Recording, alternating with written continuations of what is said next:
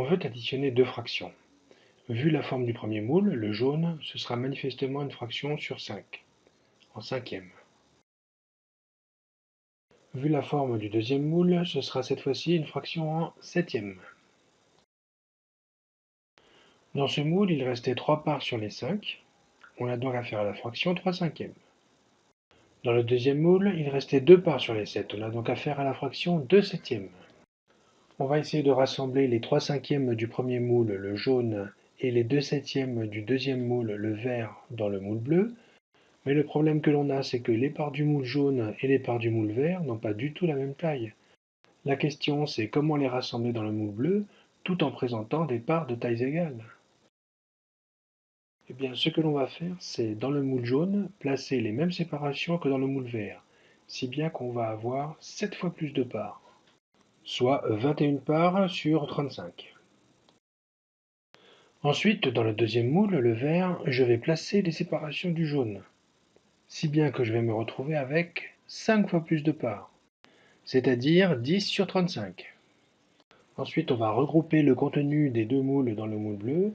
On commence par le contenu du moule jaune.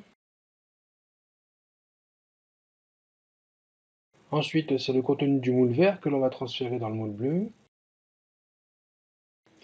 On va procéder à un petit réarrangement des morceaux pour éviter le chevauchement avec les anciennes parts. Et on les descend.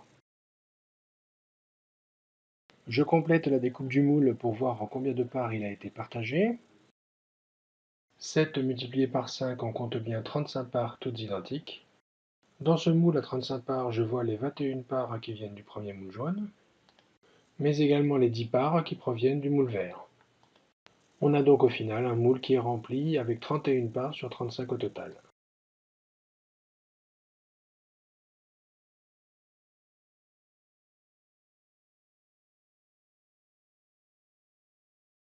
De quoi devrons-nous nous souvenir lorsque nous aurons à additionner deux fractions qui n'ont pas le même dénominateur?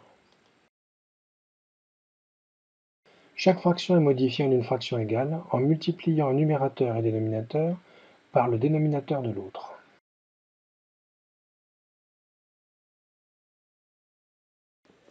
Et il en est de même pour l'autre fraction, dont le numérateur 2 et le dénominateur 7 sont tous les deux multipliés par le dénominateur de l'autre fraction, c'est-à-dire 5. C'est là qu'est l'astuce. En effet, en échangeant en quelque sorte les dénominateurs des fractions, on se retrouve avec une première fraction au dénominateur 5 multiplié par 7, et l'autre 7 multiplié par 5. 5 fois 7, 7 fois 5. Évidemment, on va avoir le même résultat à l'étape d'après. Les deux fractions auront le même dénominateur.